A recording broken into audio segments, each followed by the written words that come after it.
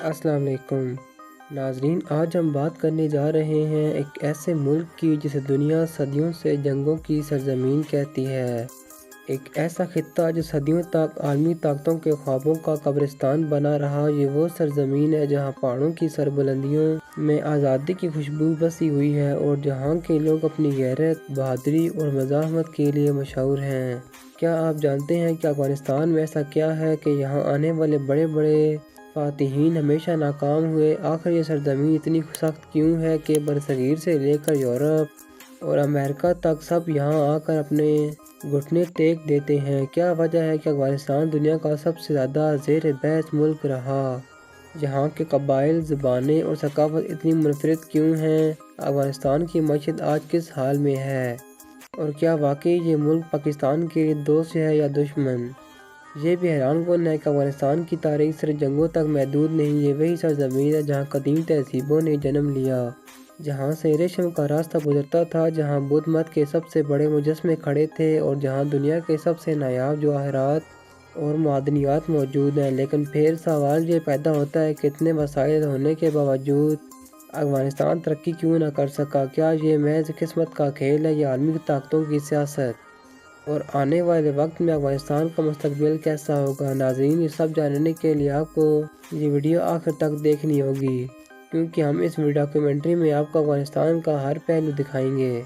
تو ناظرین، سب سے پہلے چلتے ہیں افغانستان کے جغرافیے کی طرف۔ پاکستان کا بارڈر بھی افغانستان کو لگتا ہے۔ افغانستان کا کل رقبہ قریباً 6,52,000 مربع کلومیٹر۔ یہ ایک لینڈ لاک ملک ہے، یعنی اس کے پاس کوئی سمندر نہیں۔ اس کے مشرق اور جنوب میں پاکستان، مغرب میں ایران، شمال میں ترکمانستان، ازبکستان اور تاجکستان ہے۔ صرف ایک کونے پر چین کی سرحد لگتی ہے جو بہت چھوٹی ہے۔ یہاں کا سب سے بڑا پہاڑی سلسلہ ہندوکش ہے، جسے افغانستان کی ریڑھ کی ہڈی کہا جاتا ہے۔ افغانستان میں بیشتر علاقے پہاڑوں اور وادیوں پر مشتمل ہیں۔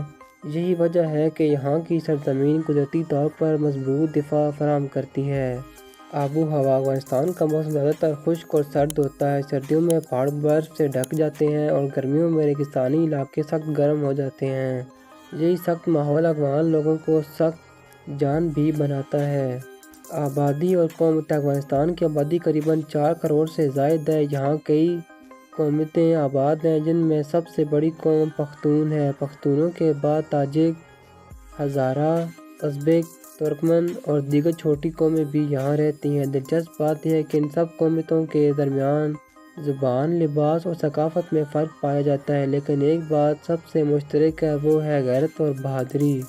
زبان: افغانستان کی 2 بڑی سرکاری زبانیں ہیں، پشتو دری فارسی کی ایک شکل۔ یہ دونوں زبانیں سرکاری سطح پر استعمال ہوتی ہیں، لیکن عام زندگی میں کئی دوسری زبانیں بھی بولی جاتی ہیں۔ مذہب: افغانستان کی آبادی کا قریباً 99% حصہ مسلمان ہے۔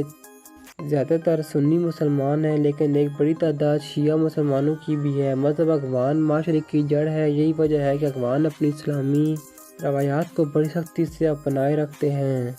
کرنسی: افغانستان کی کرنسی افغانی AFN ہے۔ افغانستان کی تاریخ: ناظرین، اگر ہم افغانستان کی تاریخ کی طرف چلیں تو یہ ہزاروں سال پرانی ہے۔ یہ علاقہ کبھی ہخامنشی سلطنت کا حصہ رہا، پھر سکندر اعظم یہاں آیا، اس کے بعد کوشانی، ساسانی، عرب مسلمان، غزنوی اور غوری حکمران یہاں آئے۔ لیکن ایک بات حیران کن ہے کہ کوئی بھی طاقت افغانستان کو ہمیشہ کے لیے اپنے قابو میں نہ رکھ سکی۔ افغان برطانوی جنگ: 19ویں صدی میں برطانیہ نے 3 بار افغانستان پر قبضہ کرنے کی کوشش کی، لیکن ہر بار افغان قبائل نے انگریز فوج کو شکست دی۔ سوویت یونین کا حملہ: 1979 میں سوویت یونین نے افغانستان پر حملہ کیا۔ 10 سال کی جنگ کے بعد افغان مجاہدین نے سوویت فوج کو نکال باہر کیا۔ یہ دنیا کی بڑی جنگی تاریخوں میں سے ایک ہے۔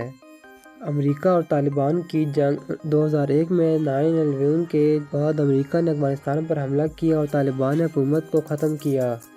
لیکن 20 سال کی جنگ کے بعد 2021 میں امریکہ کو بھی پسپا ہونا پڑا۔ یوں افغانستان نے پھر دنیا کو دکھا دیا کہ یہ ملک سپر پاورز کا قبرستان ہے۔ حکومت اور سیاست: آج کے افغانستان میں طالبان کی حکومت ہے، جس نے 2021 میں کابل پر قبضہ کر لیا۔ طالبان کا نظام اسلامی قوانین پر مبنی ہے۔ دنیا کے کچھ ممالک نے ان کی حکومت کو تسلیم کیا ہے، لیکن زیادہ تر ممالک اب بھی محتاط ہیں۔ معیشت افغانستان کی معیشت کافی کمزور ہے۔ زیادہ تر لوگ زراعت اور مویشی پالنے پر انحصار کرتے ہیں۔ یہاں قیمتی معدنیات جیسے سونا، تیل، گیس، لیتھیم اور قیمتی پتھر پائے جاتے ہیں، لیکن بدقسمتی سے مسلسل جنگوں کی وجہ سے یہ وسائل صحیح طرح استعمال نہیں ہو سکے۔ ثقافت اور روایات افغانستان کی ثقافت اسلام اور قبائلی روایات کا حسین امتزاج ہے۔ پختون ویلی، مہمان نوازی، روایتی رقص، عطن اور قومی کھیل بزکشی افغان ثقافت کی نمایاں پہچان ہے۔ یہاں کے لوگ کھانے میں زیادہ تر چاول، کباب اور خشک میوہ جات استعمال کرتے ہیں۔ پاکستان اور افغانستان کے تعلقات پاکستان اور افغانستان کے تعلقات ہمیشہ اتار چڑھاؤ کا شکار رہے ہیں۔ دونوں ممالک کی سرحد کو ڈیوڈ لائن کہا جاتا ہے۔ پاکستان نے افغان عوام کے لیے ہمیشہ انسانی ہمدردی دکھائی ہے۔ لاکھوں افغان مہاجرین پاکستان میں آج بھی آباد ہیں، لیکن سیاسی سطح پر تعلقات میں کشیدگی بھی دیکھنے کو ملتی ہے۔ مستقبل میں دونوں ملکوں کے تعلقات کا بہتر ہونا خطے کے امن کے لیے ضروری ہے۔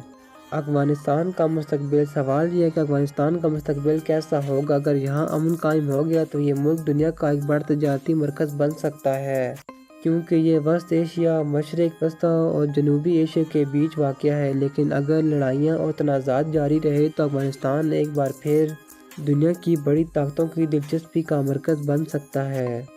ناظرین، افغانستان میں تعلیم کا سفر ہمیشہ سے کٹھن اور مشکل رہا ہے۔ قدیم دور میں یہاں کے بڑے شہر، خاص طور پر بلخ اور غزنی، علم اور حکمت کے مراکز سمجھے جاتے تھے۔ بلخ کو تو کبھی مدر آف سٹیز بھی کہا جاتا تھا، کیونکہ یہاں بڑے بڑے علماء، صوفیاء اور فلسفی پیدا ہوئے۔ جدید دور میں افغانستان کا تعلیمی نظام کئی مسائل کا شکار رہا۔ 1979 میں سوویت جنگ، پھر خانہ جنگی اور 2001 کے بعد امریکہ اور طالبان کی جنگ نے تعلیمی اداروں کو بری طرح متاثر کیا۔ شرح خواندگی افغانستان کی شرح خواندگی اب بھی کافی کم ہے۔ اندازوں کے مطابق ملک کی صرف 37 سے 40% آبادی پڑھنا لکھنا جانتی ہے۔ مردوں میں شرح خواندگی عورتوں سے زیادہ ہے، جبکہ خواتین کی تعلیم ہمیشہ زیادہ تر متاثر ہوئی ہے۔ اسکولز اور یونیورسٹیاں افغانستان میں ہزاروں اسکول موجود ہیں، لیکن اکثر اسکول سہولتوں کی کمی کا شکار ہیں۔ یونیورسٹیوں میں سب سے مشہور Kabul university, Nangarhar university, Herat university, Kandahar university, یہاں اعلیٰ تعلیم دی جاتی ہے۔ ناظرین، جب ہم افغانستان کے انفراسٹرکچر کی بات کرتے ہیں تو ہمیں یہ سمجھنا پڑتا ہے کہ یہ ملک کئی دہائیوں سے جنگوں اور خانہ جنگیوں کی لپیٹ میں رہا ہے، اور انفراسٹرکچر وہ چیز ہے جو سب سے زیادہ جنگ میں تباہ ہوتی ہے۔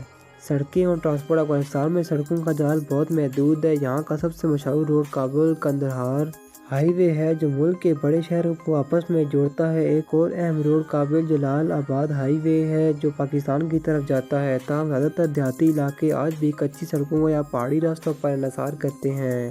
ریل کا نظام افغانستان میں ریل کا نظام نہ ہونے کے برابر ہے۔ کچھ چھوٹی ریل لائن شمالی سرحد کے قریب ازبکستان اور ترکمانستان تک جڑتی ہیں، لیکن ملک کے اندر کوئی بڑا ریلوے نیٹ ورک موجود نہیں۔ افغانستان کے انفراسٹرکچر کی سب سے بڑی کمی سمجھی جاتی ہے توانائی اور بجلی کا بحران۔ افغانستان میں بجلی کا نظام بھی کمزور ہے۔ ملک کا زیادہ تر انحصار درآمد شدہ بجلی پر ہے، جو تاجکستان، ازبکستان اور ایران سے لائی جاتی ہے۔ مقامی طور پر کچھ ڈیمز اور پن بجلی منصوبے موجود ہیں، لیکن ان کی صلاحیت محدود ہے۔ کئی دیہات آج بھی جنریٹرز یا سولر پینلز کے ذریعے بجلی حاصل کرتے ہیں۔ پانی اور ڈیمز افغانستان کے پاس دریاؤں کا ایک اچھا نیٹ ورک ہے، لیکن پانی کے ذخائر بنانے کے لیے بڑے ڈیمز کم ہیں۔ پہاڑوں کا ملک افغانستان کا قریباً 75% علاقہ پہاڑوں پر مشتمل ہے۔ یہی پہاڑ غیر ملکی افواج کے لیے سب سے بڑی رکاوٹ ثابت ہوئے۔ زرعی ملک افغانستان کی معیشت زیادہ تر زراعت پر منحصر ہے۔ یہاں کی سب سے مشہور پیداوار خشک میوہ جات ہیں، جیسے بادام، اخروٹ، پستہ اور کشمش۔ افغانی ٹوپی پکول پاکستان جیسے کئی ممالک میں یہ ٹوپی بہت مشہور ہے۔ افغانستان کی روایتی ٹوپی پکول دنیا بھر میں مشہور ہے۔ یہ زیادہ تر گہرے رنگ کی اونی ٹوپی ہوتی ہے جو سرما میں پہنی جاتی ہے۔